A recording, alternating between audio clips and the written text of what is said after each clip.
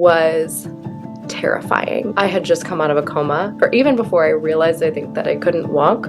Like, last thing I remember was being poolside with my son, pushing him back and forth, about to go to a surf lesson in Sayulita. Yeah, then all of a sudden it like hits me. I'm like, I can't feel anything from the neck down. Like, am I paralyzed? You know, it's like I couldn't even utter those words. Now I live my life so intentionally. Glimmers are these like little moments of hope, little moments that we can kind of hold on to, and they're there to help guide us. I would like basically beg them to see my son. I wasn't like able to lift him, but I was still able to hold him. I was able to see his smile. Take charge of your life. Like, be your own best advocate. Like, if somebody were to like give me a magic wand and say, Rachel, we could go back in time and make this like whole cancer thing not happen, would I? And the answer to that is honestly probably not. Now I look in the mirror and I see somebody who has gone through so much and has come out the other side, and I love her. Welcome back to Redefining Love. I am your host, Tara Bortelli. And today's episode is going to touch your soul. It's going to take you on a journey alongside my guest, Rachel Gitlevich. And we're going to go through her experience and her story of being a cancer survivor. Now, this isn't just any cancer. This is a brain cancer. And her story is so inspiring that I know it's going to touch you. We all know someone who has probably overcome a cancer. I mean, cancer is more prevalent now than it ever has been, and a lot of us really fear it. And Rachel's story takes you on a journey of not only having to have a brain surgery, her story goes on to a vacation in Mexico with her 1-year-old son, where she woke up in a hospital wondering if she would ever walk again. And the most beautiful thing about her story is, but when asked, would you ever change what happened to you? She says never. This is a story about what it looks like when your heart is truly broken open, and how the strength and your ability to face that adversity with a new lens, a new way of being, a new way of seeing yourself in the world, overrides the situation that you had gone through.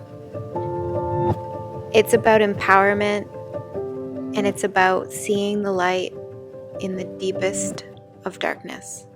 Please help me welcome my guest, Rachel Gitlevich.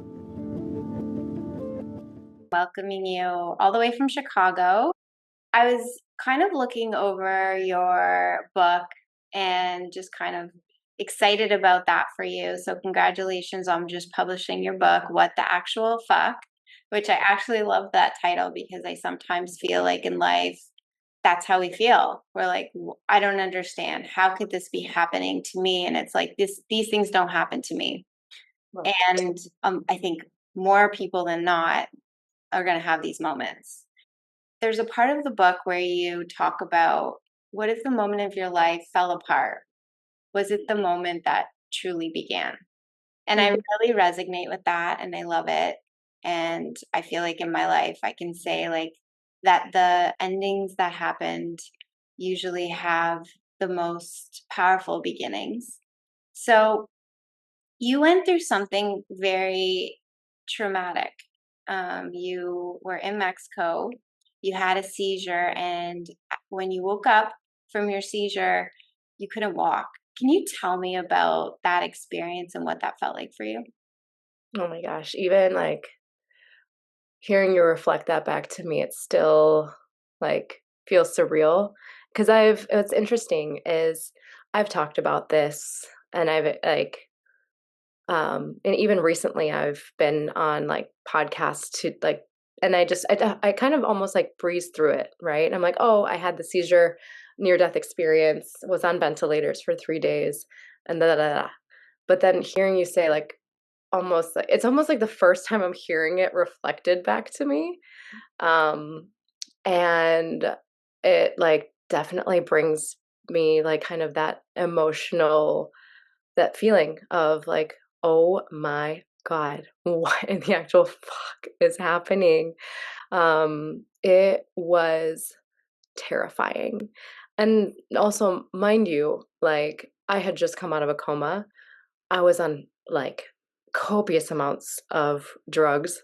Like I didn't even understand fully like where I was, who I was, like something that I can't remember if I talk about in my book or not, but the first very first, even before I realized I think that I couldn't walk, I thought I was a born again baby. Like I was like, what is this? Like it was just like this like unfamiliar body, but like still I had like thoughts. Um and I just was like, oh, I'm beginning anew. And um then, next thing I kind of start again coming to, I see my mom is sitting next to me, white walls, like sterile environment, and I'm like, where am I? And she's like, you're in the Punta Mita hospital. You had a seizure and you were in, and like she starts kind of going on and on of like like, and I am just like taking these downloads of like like trying to take it all in. Like last thing I remember was being poolside with my son, pushing him back and forth, about to go to a surf lesson in Sayulita, and like all of a sudden I'm like it was like a complete blackout. Like I didn't have some like crazy near death experience of like I saw this, I saw that. No, it was just like full on like I don't remember what happened in that time. And yeah, then all of a sudden it like hits me. I'm like, I can't feel anything from the neck down.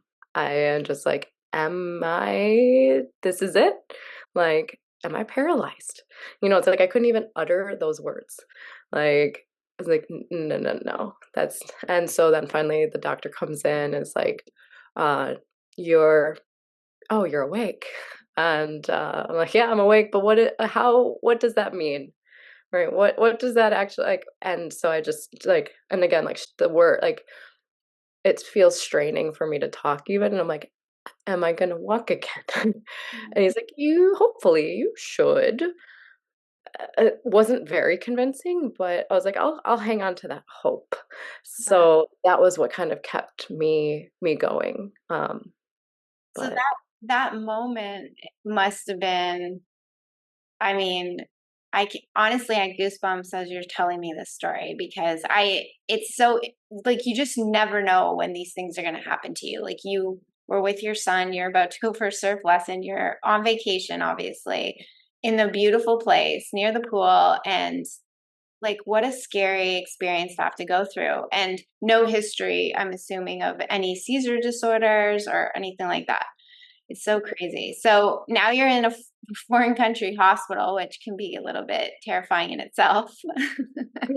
And so yeah, so tell me from that point, like what did the recovery look like? And what happened to you? Do you even know, did the doctors know what was going on with you? yeah, so I'll start with that.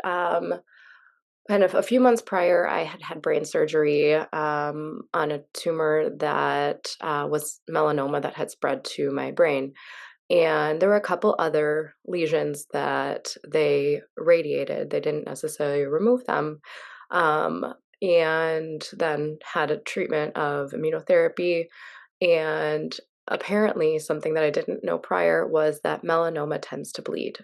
And so there was essentially like bleeding in from one of the lesions that caused the seizure. So yes, had never had a seizure before in my life. Didn't even know the dangers of it. Like I kind of was on anti-seizure meds after the brain surgery for a couple weeks, and then after that, they were like, "Okay, you're fine. Essentially, you can come off of it, not knowing any sort of like dangers of some sort of bleeding to happen down the road." And so when I ended up spending about a week in the Mexico hospital, where they also, I had aspirated on my lunch burrito during the seizure. And so they had to go back in and like fish it out of my lungs. Like I say this because it almost sounds ridiculous when when it comes out of my mouth. That's why like I tend to smile when I talk about it. But then that pulmonologist that was like, doing the fishing, um, and he ended up puncturing my lung. So not only did I have to relearn how to walk, I had to nurse my lungs back to health as well. So I had to go, like, I was coughing all the time, even in the recovery. I could hardly walk. So, like physically, but I could also hardly walk without getting out of breath. My pulse would go up, like just walking down the hall. It would like, our normal pulse is anywhere between like 60 to 80 typically. Mine would go like way up into like the hundreds from like normal walking, just because I had essentially one lung that had collapsed and one lung that was, kind of compensating for the other. So after a week in Mexico, I was then airlifted to the States. And then I spent about a week in the States hospital before being discharged. And it's actually a very magical moment for me because I like basically had to kind of beg them to come home because I felt ready, but I made it home on my first official Mother's Day. So I was like, please, like, let me go home. Like, let me be with my baby.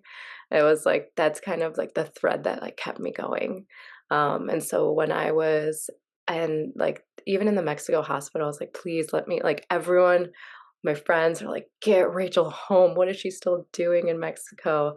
I was still hardly walking. Like they had to put me on a stretcher. Didn't think that my first private jet experience would be in an air ambulance, but like I could still like I couldn't walk yet.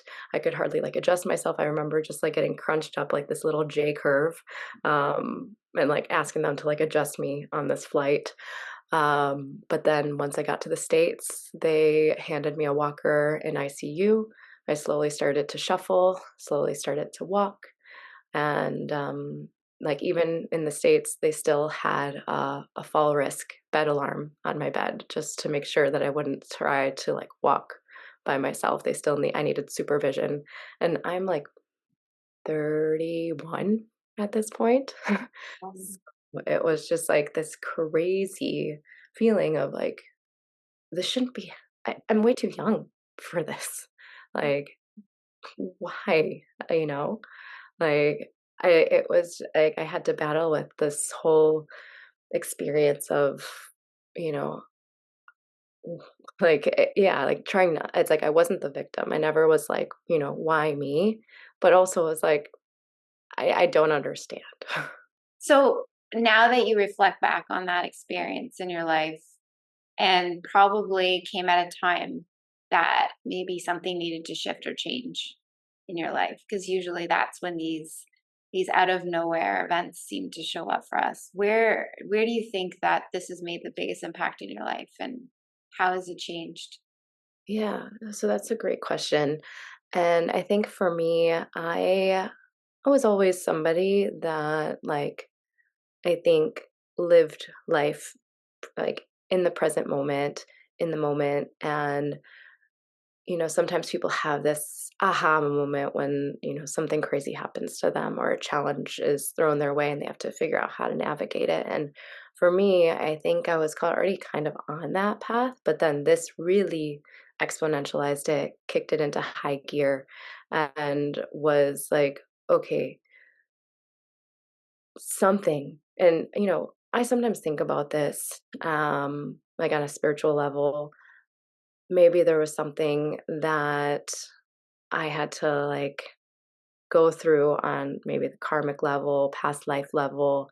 Um, and it was maybe even something from like a past version of self where I think this is something that I sometimes think about.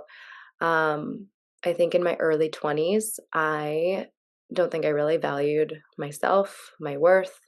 I partied, and I think I just did not care on what might happen to me. Like I felt like this invincible 20 something year old that, nothing could happen. So yeah, I partied, there were blackouts.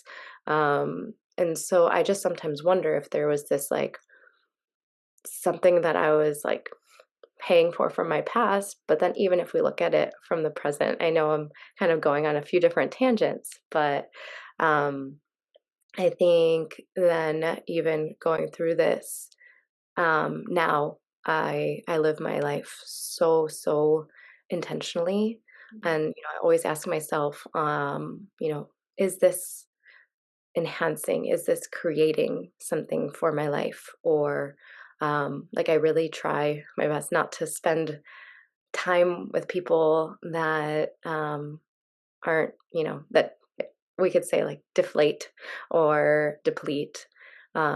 I really surround myself with amazing, loving human beings, and um, yeah, people that I really like feel supported by and that I support.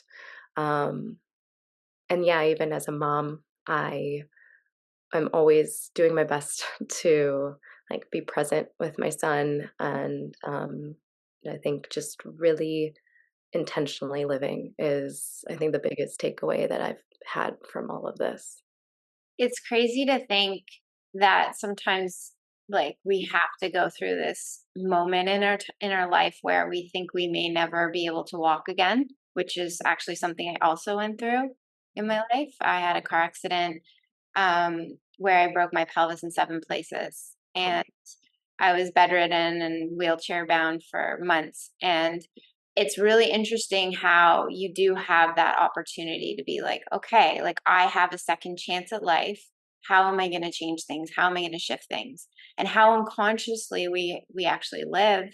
And you kind of touched on your relationship with yourself. Like you didn't care so much about yourself. You were like more of a free spirit, but yet like not living your life on purpose. And I think it's really beautiful to hear that you've taken that stand in your life now. And I'm sure because when you are creating and experiencing life from this place of self-worth and self-love, it's a totally different life experience than to just kind of like let life pass you by, maybe thinking always about the future or what you don't have instead of appreciating what you do have in the moment. And I think it like can really create like this richness. So for me, I took my experience and actually, because the paramedics saved my life, I ended up on that path. Like I was a paramedic for 9 years and I took that path. And I think had that have not happened to me, I would have never even thought about that as a career option for me. And so now with your life and your business, you're founder of the Ray of Consciousness. So tell me a bit about like what that's looked like. Was this a business that you started after your experience with almost losing your ability to walk? So, Ray of Consciousness actually started. I started it after leaving my corporate job. I used to be an IT recruiter, and I could not, I did not want to do the corporate grind anymore. So I started it. It was mindfulness coaching business, and it kind of took its own twists and turns. Um, and then once I had so I think I was in business for about 4 or 5 years before having my son, and then all these health things happened. So I kind of took a break, pause, and making sure that I was actually healthy. So kind of the two main things were like healthy and raise my son. Business kind of came third for a little while. Then now, fast forward 3 years. So now my son just turned 3 a couple days ago, depending on once you air this, but we're in October right now.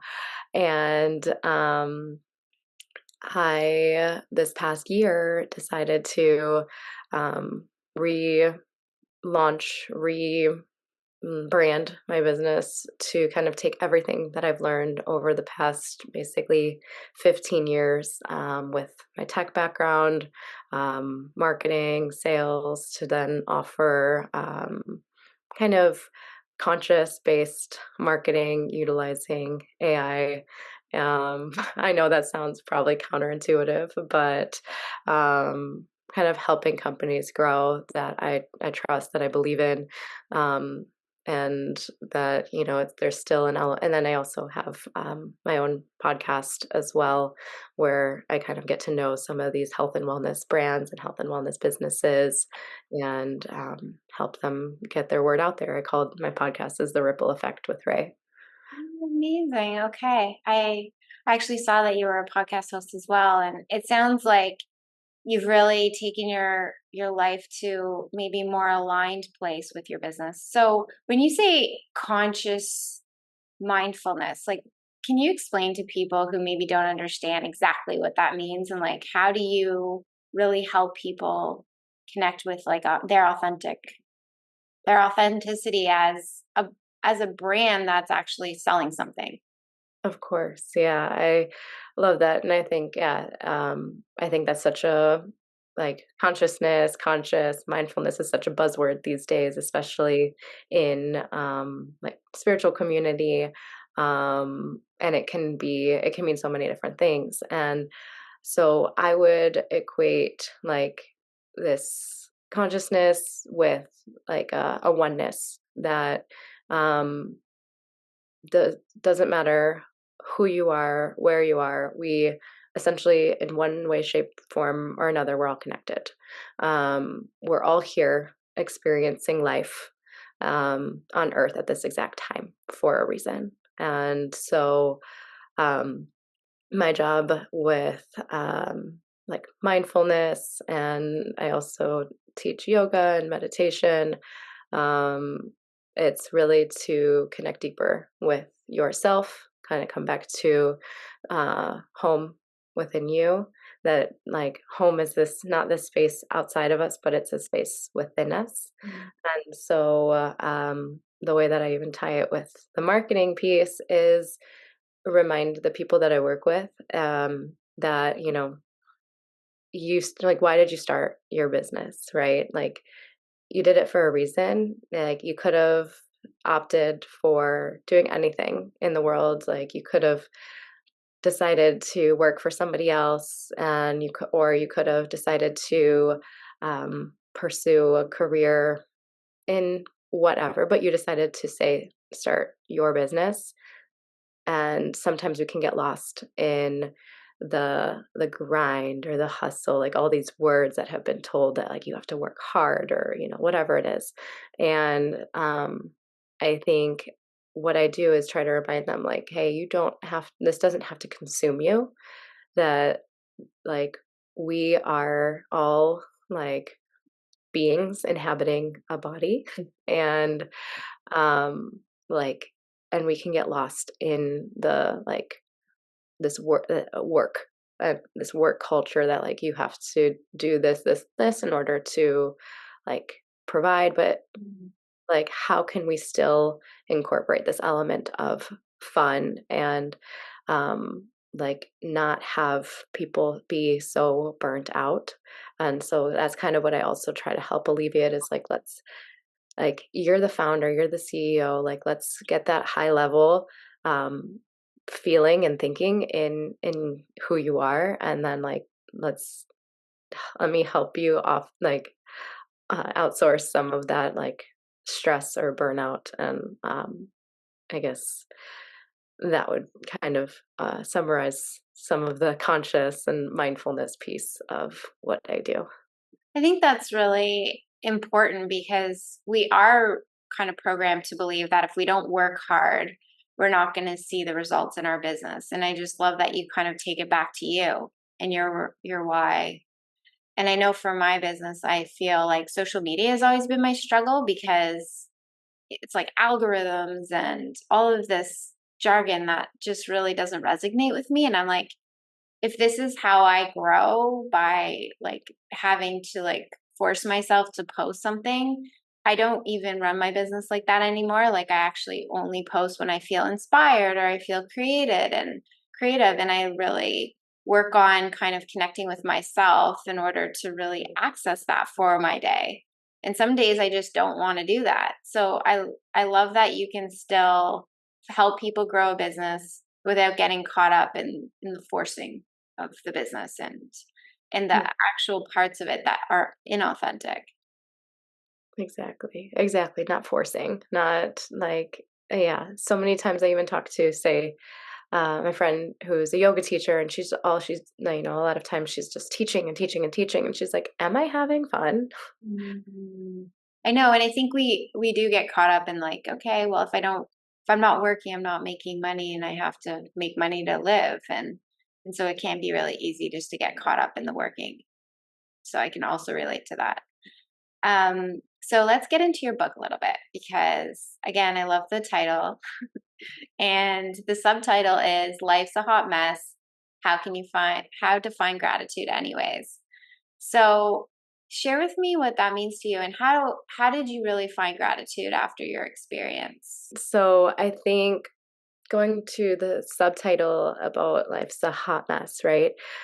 And maybe that resonates with some and not all. And right, my book's not for everyone. But I think so many of us have a story within us. So many of us have gone through something in one form, shape, or another. We've lost someone. We've gone through something. You mentioned you had like a crazy car accident that you had to also relearn how to walk. So all of us can relate to some sort of mess that um, we have maybe had to overcome. And I think for me, something that really helped save me and get through all of it was gratitude and finding some sort of glimmers that would help me with the day to day. And like, in the book I talk about it, the word glimmers versus triggers. Triggers being something that actually like triggers us, triggers our trauma, whereas glimmers are these like little moments of hope, little moments that we can kind of hold on to, and they're there to help guide us. And so for me, when I was kind of going through all of it, it was frustrating. It was hard. I, I wanted to kind of remember and return to a past self where I was like this healthy, carefree version of me, but also knowing that like that past self is gone. She's essentially, quote unquote, she's dead. um, and so I knew that I was now stepping into this new version of me. We can call it like I was in my chrysalis, coming out the other side as a butterfly.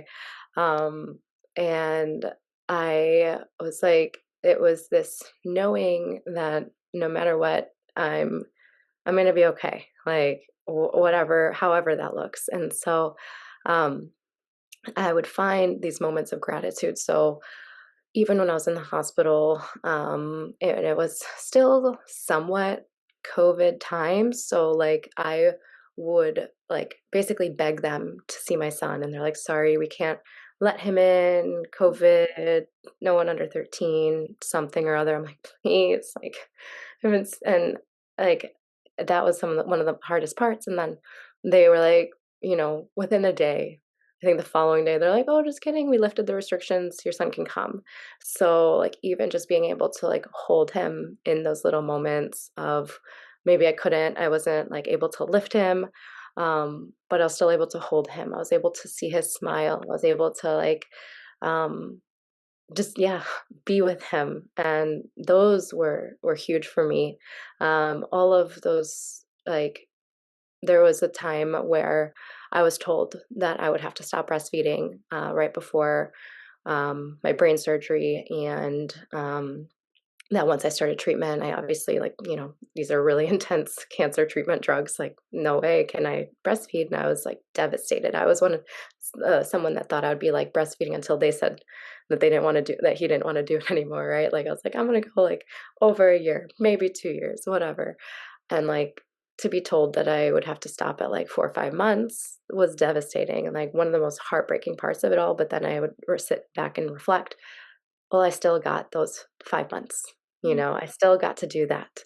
And so it was always, and I want to kind of backpedal and say I wasn't able to find gratitude for all of them, for all of the moments, because some of them were really, really hard. But it was able to kind of flip certain narratives and flip certain perspectives that I was like, okay, well, like, oh my gosh, I'm shuffling across this hall, but I'm getting stronger and I'm learning I'm learning. I was always like, I'm constantly learning about myself, my body, what it's capable of, and how do I want to keep moving forward. So then I also found like ballroom dance as well after I was like out of my PT program. Like, what's something that like would really feel fulfilling for like Rachel, and like Rachel alone, not this identity of mom, daughter, worker bee. What's something just for me? And that was where I found ballroom dance. And so it was this like constant reminder of returning to gratitude and the light. And even in the storm, sometimes we can always return back to the light over and over. And we know that storms pass. And it's a matter of just that inner knowing that this too shall pass. That was such a beautiful way to express your experience, because I think we can surprise ourselves sometimes when we really realize how strong we are. And I think sometimes we fear that we don't have the strength to get through things. But when you reflect back on it and you see how far you've come, and I mean, those little moments, like you said, that you were holding on to just keep the hope. And it's really interesting because they're lenses. We can take a lens of a victim in a circumstance, and we can be like, like, this is happening to me, it's not happening how I wanted to. I wanted to breastfeed indefinitely, like I wanted all these things, and sometimes life is just not happening for like on your terms. It's going to happen the way it's meant to, but when you can reach for those moments of appreciation for what you do have, they can be, like you said, so powerful. And I know I've also had to find those moments and times, like when, I mean, I was so physically active, and to lose my ability to move and be in a bed for a month in a hospital was really hard. And then I remember the very first time I got my crutches, and I was like, okay, I'm going to the gym. So I literally went to the gym. I showed up like with like one leg basically. And I was like, whatever I can do here. And I think that's important also to like know, like you were working within your limitations in that moment, and perfecting whatever that was in those moments that you could reach for, experience, and making them the richest you could without realizing it. Like you were, like, I think it was like unconsciously becoming more conscious in a way, because when you explain consciousness, I see it as like, yes, it's connection to everything, but it's also like our awareness of everything we do have, our appreciation for everything we do have. Because I think in our life we do live on this in this place of like go go go, pressing a button to get food, but slowing things down and really honing in on like the moment that you're experiencing right now and here is like you're living in this moment. Living might not happen tomorrow for us, as we go through these experiences. Sometimes that becomes very clear, and the past has already happened. So like when you can be so present in yourself and in the moment, no matter what life has given you, and find the appreciation, I mean, that is strength. So I just want to first of all commend you for like your ability to access that, because that is not easy to do, and to take it now and to help other people to cultivate that place inside of themselves of strength through your story, like through your book, and to share that with the world and to be so vulnerable and open about it. And so if someone is going through something like difficult in their life right now, and they decided, you know what, I really want to read Rachel's book, like what can they expect is going to shift for them when they read your book? Yeah. Well, I love that reflection back, and just thank you so much for that reflection and that acknowledgement.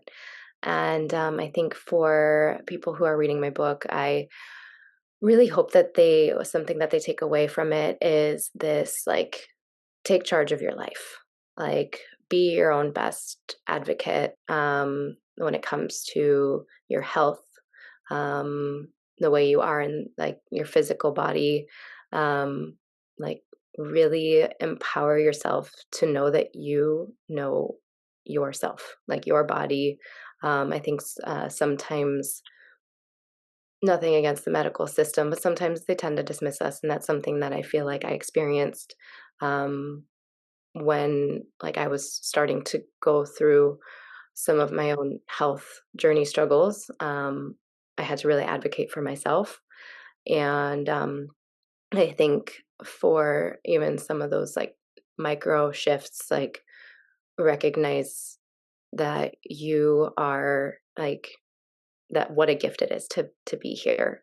They can expect to feel the entire spectrum of emotions. You will laugh, you will cry, you will literally feel every single feeling when reading this book.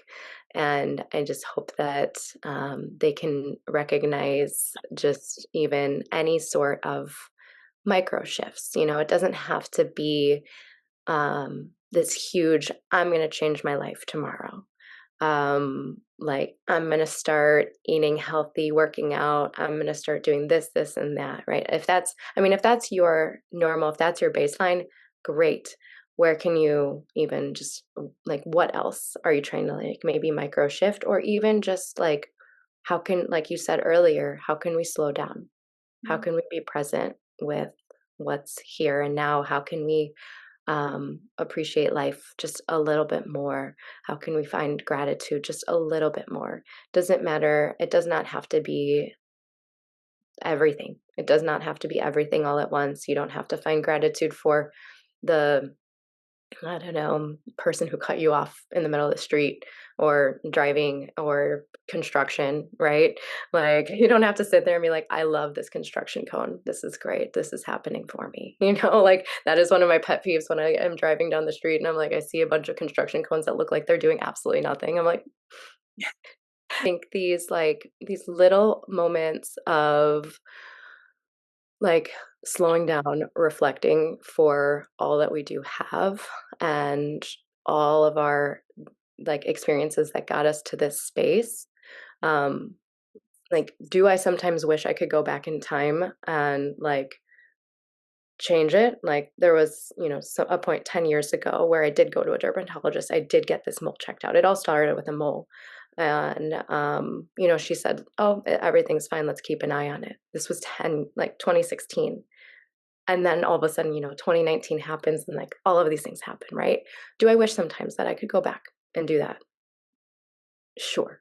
So that, I wouldn't have to, like, have gone through all of it. Maybe. Would I? Like, if somebody were to, like, give me a magic wand and say, Rachel, we could go back in time and, like, make this, like, whole cancer thing not happen, or whatever, um, would I? And the answer to that is, honestly, probably not. Wow. That just honestly gave me full body chills. Like, that is such a powerful statement to say, because there's not a lot of people that would really say that. But you see that the gift, that the experience, and the lessons that you learned through it have been more powerful than having not gone through that. Well, and it's like the life that I live now, and, like, all the things that I feel like happened, or the decisions that I made that were, like, essentially the ripple effect. Like, I don't know if I maybe life I mean, I know life would look a lot different, and maybe it would be wonderful and great, but there's so many things that I would not change. Like, you know, I think going back to me talking about motherhood and my son, and, like, the decisions that I had made from a space of yes, like, YOLO, right? Um, like basically just to kind of quickly go back in time, like I was originally, so I was coming back from Costa Rica and I was supposed to say go to like I was in Costa Rica for like a retreat, and then I did like a little bit of solo travel through there. I met a group of friends over there that were like kind of digital nomads, and I was originally then supposed to like go back on a flight to Chicago after Costa Rica, but then when after being with my friends, I was like come to Miami. I'm like, well, I've never done something super spontaneous like rerouting a flight, but YOLO, let me go to Miami, join you guys. And that's where I met the father of my child. And like we're friends, we co-parent. Um we didn't end up like, being together. I'm not married or anything. But like who knows if I wasn't in the state of I like of spontaneity of like, this space of just like saying yes to life.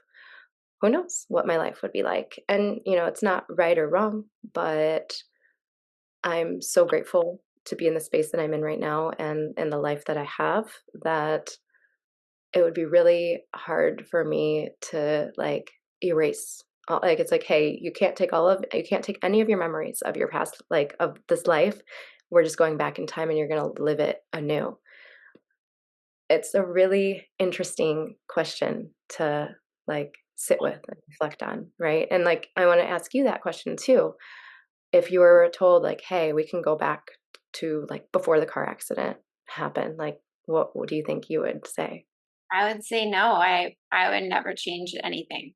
I like really feel like every single experience that I've had in my life has shaped me to be who I am, to be able to hold myself the way I hold myself, to value myself the way I value myself, and to be able to do the level and the depth of work I do in my career.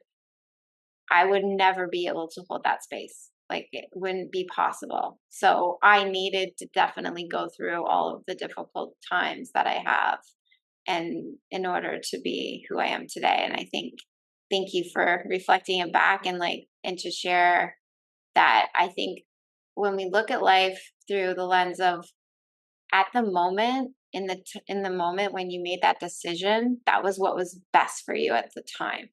And I think it can be really rewarding, like when we can look at every single experience, whether we see it as good or bad, to be exactly what we needed in that time. And like, and it, and sometimes you have to take a step forward almost to take a step back, So like I think growth doesn't happen when we're comfortable and we're saying no and we're staying safe. I think growth happens on the edge of that cliff when you're like, okay, you know what? Why not? I'm gonna go to Miami. What's the worst that could happen? And like you had your son out of that experience. So I think it's everything can be magical if we see it that way.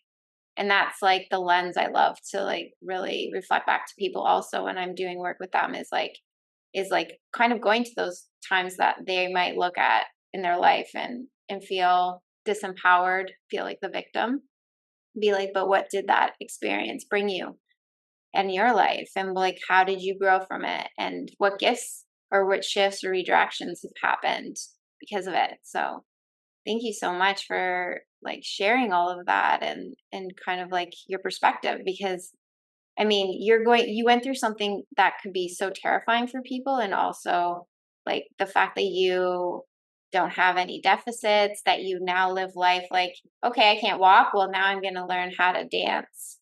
What is it? Rumba? I do, yeah. So all of the Okay. different Latin dances, so like Oh, rumba, salsa, cha-cha.